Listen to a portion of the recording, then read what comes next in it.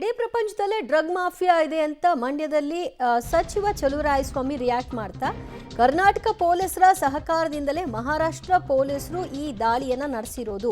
ಮಹಾರಾಷ್ಟ್ರದವರು ಬೆಂಗಳೂರಿನಲ್ಲಿ ದಾಳಿ ಮಾಡಿದ್ರೆ ತಪ್ಪೇನು ಅನ್ನುವಂತಹ ಪ್ರಶ್ನೆಯನ್ನ ಎತ್ತಿದ್ದಾರೆ. ಸರ್ಕಾರ ನಮ್ಮ ಪೊಲೀಸರಿಗೆ ಫ್ರೀ ಹ್ಯಾಂಡ್ ಅನ್ನ ಕೊಟ್ಟಿದೆ. ಈಗಾಗಲೇ ಸತತ ಕಾರ್ಯಾಚರಣೆಯನ್ನು ಕೂಡ ಮಾಡಿದ್ದಾರೆ.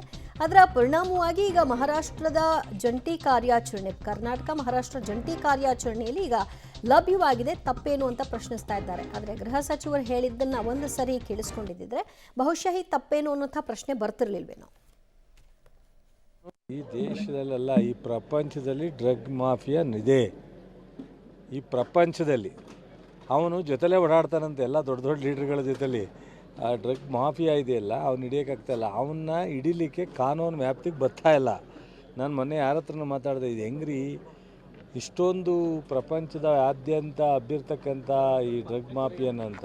ಅದಕ್ಕೆ ಯಾರೋ ಹೇಳ್ತಾಯಿದ್ರು, ಅದು ಆ ಮಟ್ಟಕ್ಕೆ ಅವರು ಕಾನೂನನ್ನು ಎಷ್ಟು ಭದ್ರತೆ ಮಾಡ್ಕೊಂಡು ಅವರು ಯಾರಿಂದ ಯಾರಿಗೆ ಹೋಗುತ್ತೆ, ಎಲ್ಲಿಂದ ಎಲ್ಲಿಗೆ ಹೋಗುತ್ತೆ, ಯಾರೂ ಕಂಡುಹಿಡಿಯೋಕ್ಕೆ ಆಗದೇ ಇರೋ ರೀತಿಯಲ್ಲಿ ಮಾಡ್ತಾಯಿದ್ದಾರೆ ಅಂತ. ಬಹುಶಃ ನಮ್ಮಲ್ಲಿ ಈಗಾಗಲೇ ಈಗ ಸ್ವಲ್ಪ ದಿವಸದಲ್ಲಿ ಏರ್ಪೋರ್ಟಲ್ಲಿ ಹಿಡಿದಿದ್ರು ನಮ್ಮವರೇ ಪೊಲೀಸರು.